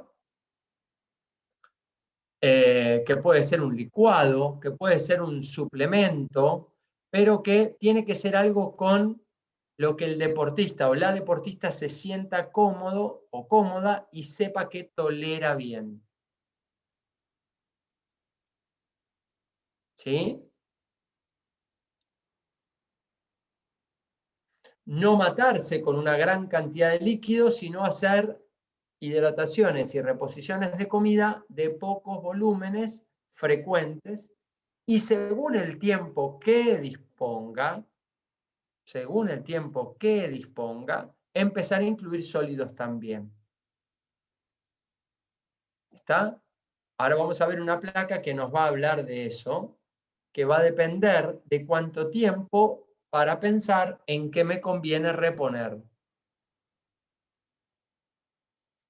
Por eso es que todos los libros se acuerdan en que hay que entrenar esa estrategia. Es decir, que cada deportista sepa con qué se siente mejor y que ya tenga, y más si va a viajar, esto que mencionaba Lucila, cosas a mano para reponer a medida que empieza a dar el peso. ¿Sí? Que no espere hasta llegar al hotel o a la habitación o a la universidad donde esté alojado o alojada para intentar comenzar, sino que ya comience lo antes posible a reponer. Y fíjense esto que sigue ahora. La recuperación óptima post-pesaje debería plantear estas 4 R que dicen la pantalla. El rehidratar, el recargar, el reparar y el rest, que en descanso sería, en castellano sería descansar, no sería con R, pero hay un autor que se llama Stuart Phillips que habla de las 4 R de la recuperación óptima y habla primero de reponer líquidos, segundo que esos líquidos provengan con calorías y con proteínas, y la cuarta pata que la persona descanse. ¿Para qué? Para asimilar todo aquello que necesita ir recuperando. ¿Sí? ¿Habían escuchado las 4 R de Stuart Phillips?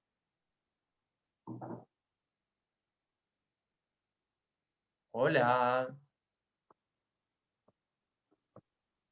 No, de mi parte al menos. No había escuchado en mi caso. No lo había escuchado. Entonces, tampoco, cuando digan, profesor. bien, Totalmente profe, nuevo. ¿dónde tengo que poner el foco en la recuperación? Y piensen en esto que les acabo de decir, estas 4 R. Rehidratar, recargar, reparar y rest o descansar. Ahí sería 3 R más una D. ¿Sí? Pero a veces las 4 R quedan más fácil. ¿Está?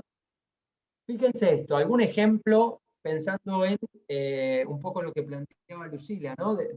Aprovecho el ejemplo de ella, entre el tiempo que tiene acá abajo, entre el pesaje y las horas post-pesaje antes de la competencia. Si yo dispongo de más tiempo, podré comer cosas que tardan más en digerirse, ahora veremos cuáles, pero podré también comer más cantidad total de comida. Y esto es un punto importante, porque para la digestión no solo importa qué como, sino cuánto como. Y ahora van a ver la última foto de esta placa para entenderme. Si yo dispongo de poco tiempo, la alternativa de cosas líquidas o de algo de fruta o alguna vainilla, algo fácil de digerir, es lo más recomendado. Si yo dispongo de por lo menos 2 horas, agregar alguna fuente proteica como el queso o un polvo proteico o algo de frutas secas también puede venir muy bien sumadas a estas, ¿sí? Obviamente alternando.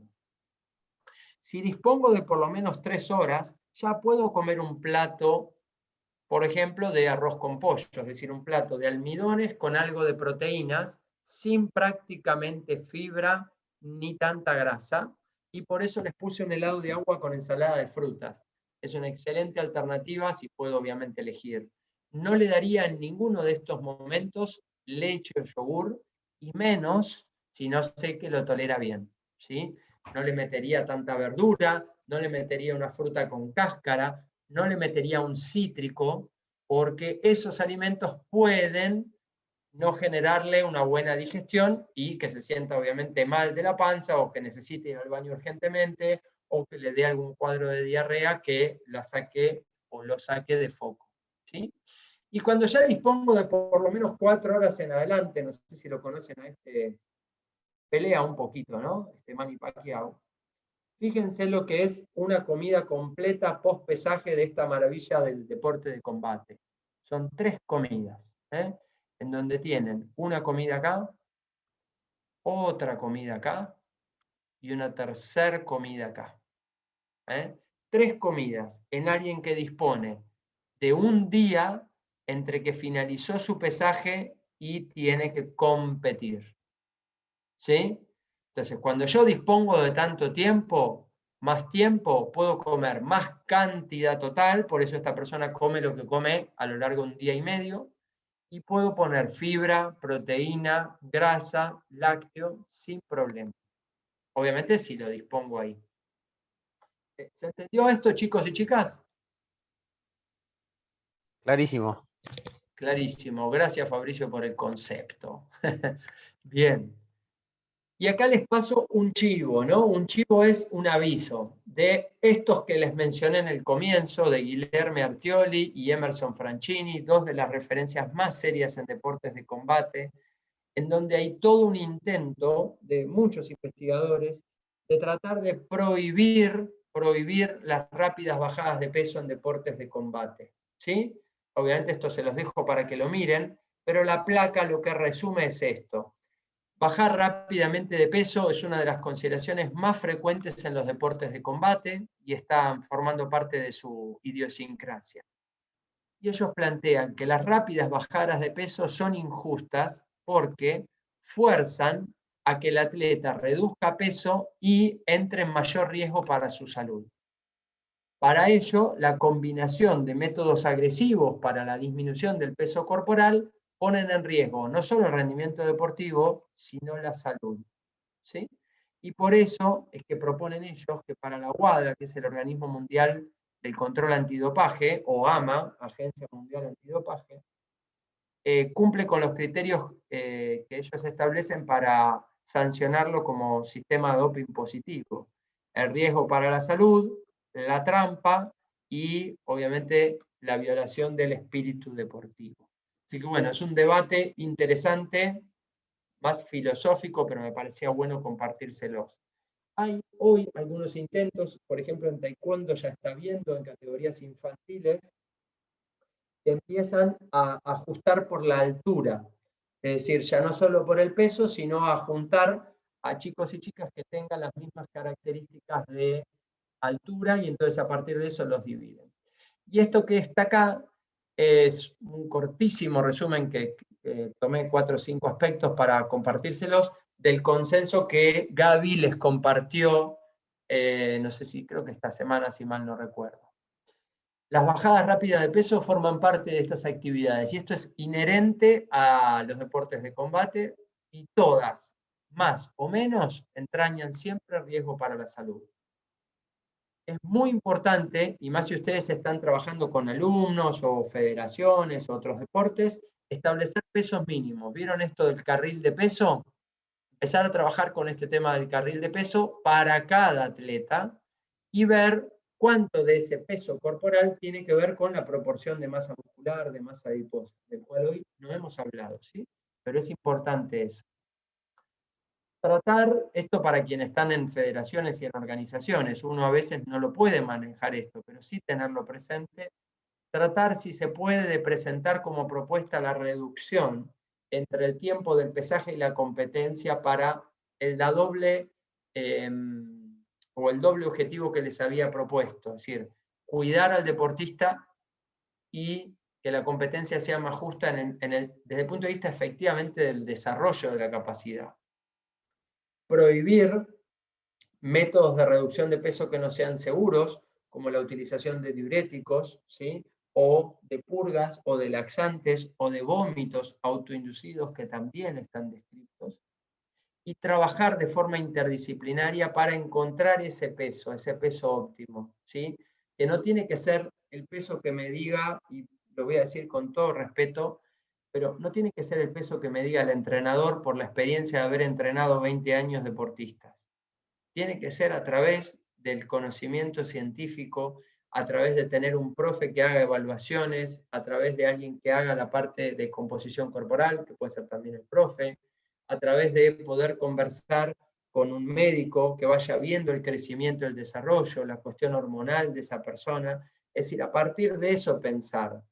Esto de yo te veo a vos con pata grande, tenés que ir a tanto, yo te veo a vos con tronco alto, tenés que ir a tal otra, eso es algo muy empírico, y para el momento en el que estamos de la ciencia me parece que, y bueno, ustedes se están formando en esto, también se le tiene que poner más profesionalismo al conocimiento de estas cosas y transmitirle esas cosas al atleta. Un atleta formado, un atleta educado, que reconozca sus limitaciones, por qué es importante recuperarse, por qué es importante entrenar en semanas de choque. Un atleta que conozca va a tomar decisiones con más criterio, y entonces probablemente pueda reconocer cuando está bien y cuando está mal, ¿sí? Así que los aspectos de educación del atleta, del entrenador y del entorno siempre son importantes, ¿sí? Y esto acá les dejo unas palabras que en realidad son mías como conclusión de esta temática que abordamos, que se las voy a leer textual, aunque no debería leer textualmente el documento, pero me parece lindo compartírselo. Las mejoras de las capacidades físicas quedan a segundo plano en deportes de combate cuando lo importante es dar el peso. Por esto este concepto del tapering y el picking es muy importante siempre y cuando esté en peso. Si no está en peso, deja de ser importante. Los deportes de combate por peso corporal tienen esta problemática ineludible de la categoría. Mientras no haya reglas que consideren la salud de las personas, es muy difícil desarraigar estas prácticas. Recuerden que Jiu-Jitsu era de las pocas que tenían prevalencias más bajas, porque los tiempos entre pesaje y competencia son menores. Y por último, la formación, la educación, va a ser el instrumento, el elemento que nos va a permitir jerarquizar lo que hacemos, trabajar con cuidado, desarrollar estrategias seguras y obviamente exitosas, es decir, que nos vaya bien con los deportistas y que esos deportistas obviamente puedan ganar y llegar a lo máximo de su capacidad biológica. ¿Sí? Domo arigato significa muchas gracias en japonés, así que con esto termino mi presentación. Son 19:49 para el licenciado Redsónico, impecable el horario. Vamos a dar unos minutos para todo lo que quieran de preguntas, de dudas y de inquietudes. ¿Dale? Los escucho a ustedes ahora, vamos.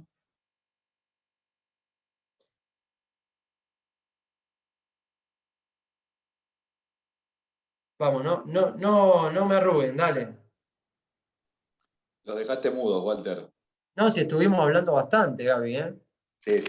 Yo llegué un poquito tarde, me tuve que separar un ratito, pero te vi intercambiando con Lucila ahí un poquito sobre el tema del pesaje y es muy importante esto último que dijiste, ¿no? No me quiero meter demasiado porque no pude seguirte toda la clase y entonces no sé si ya lo hablaron, pero la realidad es que este tema de dar la categoría de peso, ¿no? Habría que buscar la manera de desarrollar nuevas opciones que generen que esto de nuestros deportes no se generen tantos desarreglos.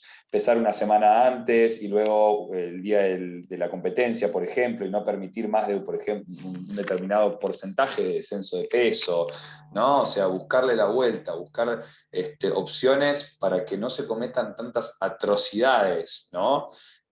La verdad es que yo llevo muchos años ya en los deportes de combate y he visto cada cosas. Los veo a los deportistas meterse suero tras suero tras suero después de pelear, sin tampoco ni siquiera un control muy cercano de cómo hacerlo, apurando hasta incluso el pasaje del suero, haciendo cosas, ¿viste? Haciendo locuras para dar un peso que después, además de perjudicar su rendimiento, perjudican su salud a largo plazo, ¿viste? Así que es todo un tema todo un tema. Sí. Bueno, chicos, no hay dudas, no hay preguntas para Walter. Miren que después No, tienen sí, hay. Yo tengo una consulta para Walter, que también aprovechando lo que hablaba Gabriel, me tomo de tus palabras del criterio a veces del entrenador respecto a el peso que debiese tener un peleador. O sea, un ejemplo, si yo me siento bien en 70 kilos peleando, ¿cuál es el criterio que usa mi entrenador para decirme, no, baja a 64? La respuesta corta no lo sé. Yo lo que sí pregunto, mirá, Fabri, muy importante lo que dijiste, cuando vienen a la consulta presencial, o bueno, ahora con esta cuestión virtual, es cuánto hace que vos no pesás lo que querés pesar y en qué condición lo lograste. Y ahí empieza, hablando mal y pronto, no lo voy a decir porque tengo 2 niñas acá, pero se llena todo el cuerpo de preguntas. Pues sí, no, Walter, la verdad que yo pesaba 65 cuando me dedicaba, cuando era profesional, cuando tenía una alimentación ordenada, y hoy me estoy volviendo, pero me salió esta pelea y quiero volver a engancharme y me falta poco tiempo y mi condición física ya no es la misma. Entonces no es. Eso es desde la resolución empírica. Yo voy y vengo sobre esto. ¿Cuánto tiempo hace que no lo lograste y en qué condición? Si vos estabas en tu plenitud del rendimiento deportivo y hoy ya no estás en ese momento, yo no soy quien para decirte que sí o que no, le he pifiado, pero la biología es sabia con esto. Y si yo no estoy en la mejor condición, es poco probable que baje tan bien como bajé en aquella vez, ¿me entendés? Así que yo uso mucho eso, Fabri, como alternativa.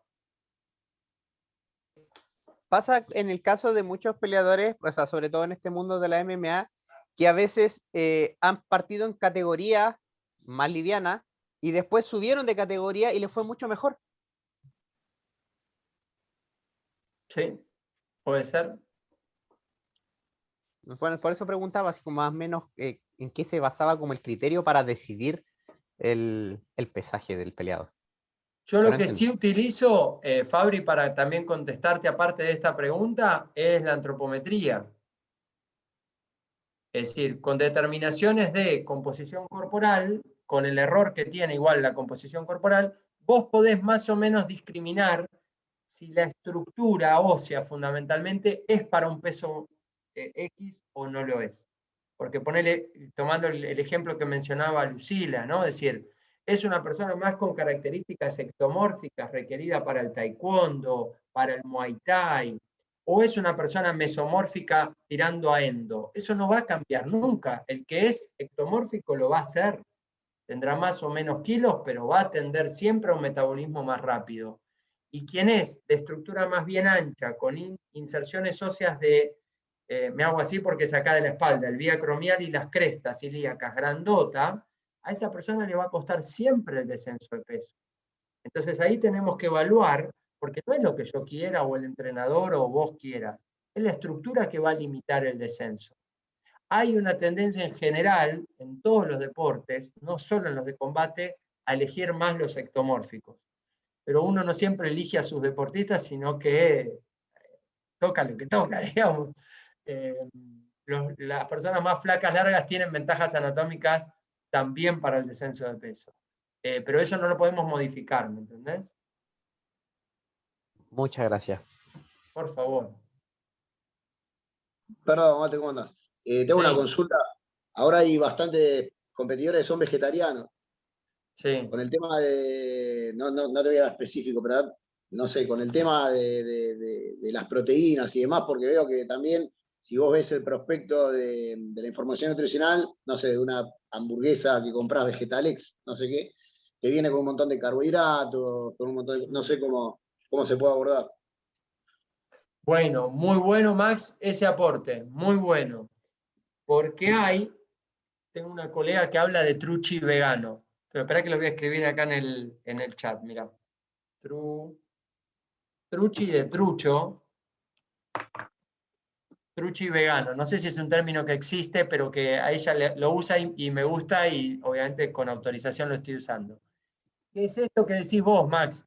De repente, por el motivo que fuera, que yo no voy a cuestionar eso, pero decido eliminar todos los alimentos del reino animal, pero ahora lo que hago es, como galletitas de arroz, como Vegetalex, tomo sopita Knorr y consumo gelatina dietética, por decir algo. Es decir, soy un truchi vegano.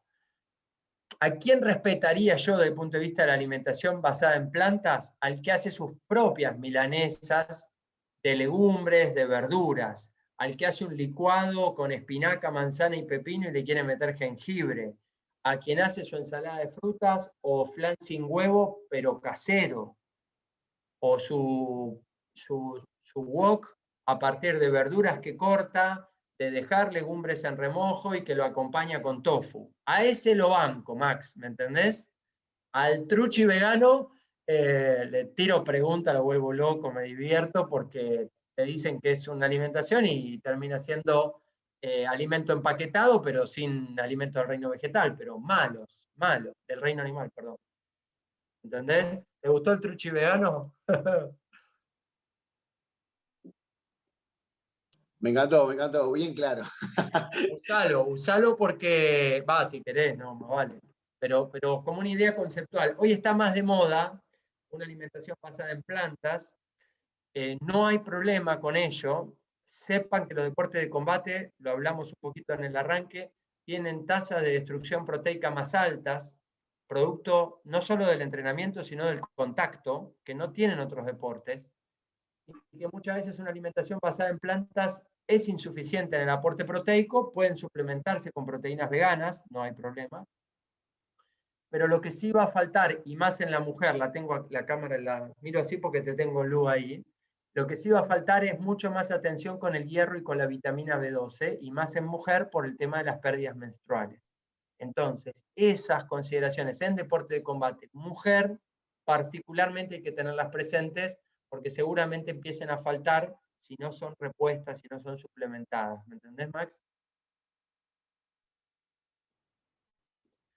Bien, ¿alguien más quiere hacer algún aporte, alguna pregunta? O Gaby, vos metete también, man, obvio. No, clarísimo, me encantó el truchi vegano también, me hiciste reír. Es real, ¿no? Es simplemente, es un teórico del veganismo berreta. Pero es que está bien, es así, pasa. Ahí les dejo el nombre de la colega que a mí me lo hizo conocer, así que se lo dedicamos a Gaby Valero, que es una colega nutri que trabaja en deporte y que trabaja mucho con alimentación vegana, vegetariana. No está en deportes de combate, digo, pero el concepto del truchi vegano en muchos adolescentes, en muchas personas que vienen de una recuperación post cirugía o una vuelta, vieron todo el fenómeno de lo que generó Cambio Radical, ¿no? El documental que arranca con una cosa y finaliza con cualquier otra cosa, ¿no? Es decir, un ligamento cruzado no se mejora por comer A o B, se mejora porque primero el procedimiento quirúrgico es el correcto y segundo la rehabilitación es la adecuada. Olvídate, corta la bocha, no hay mucho más nada que hacer. Si el que cortó mal, hace lo que quieras, está mal. Y si la rehabilitación no está bien, hace lo que quieras, está mal. Después charlamos de lo que quieras, ¿sí? Qué fácil que es para los nutricionistas tirar ahí la pelota, ¿no? El trabajo de nutricionista, mira, se hacen así, se lavan las manos, no tiene nada que ver con nosotros. Es todo culpa de ustedes, entrenadores. La nutrición no tiene papel en la restitución de un ligamento cruzado. No tiene papel en la restitución. Eso es chamullo. Que si yo como mejor, obviamente, mejor aporte de vitaminas, minerales, proteínas, me va a hacer mejor, más vale, pero no solo para el ligamento, para el ser humano. Así que ahí, esto más para colegas, es un palo para colegas, no es para ustedes, pero hay muchos colegas que se jactan que logran la recuperación porque le dieron A de comer y no B. Ahí no está la recuperación, ahí está lo que ustedes le planificaron. La varita mágica de la nutrición sería, ¿no? Sí. Sería la varita mágica de la nutrición. Che, y con respecto a lo que decía Fabricio, ¿no? Que también es interesante, ¿no? Este tema de los entrenadores y cuál es el criterio que usan, yo me quedé con eso. Y yo creo que un poco de lo que vos decías es el empirismo puro, ¿no? Es decir, bueno, este pibe tiene que pesar esto porque, no sé, porque lo veo que es más ectomorfo, porque lo veo que tiene estas características, y muchas veces les exigen pesos que a los chicos les cuestan, y también siempre hay una cuestión y es que depende mucho del nivel también del deportista, ¿no, Walter? Porque si vos tenés un boxeador profesional que lo querés hacer pelear en diferentes categorías, estás hablando del ámbito rentado, un tipo que trabaja de eso, es una cosa.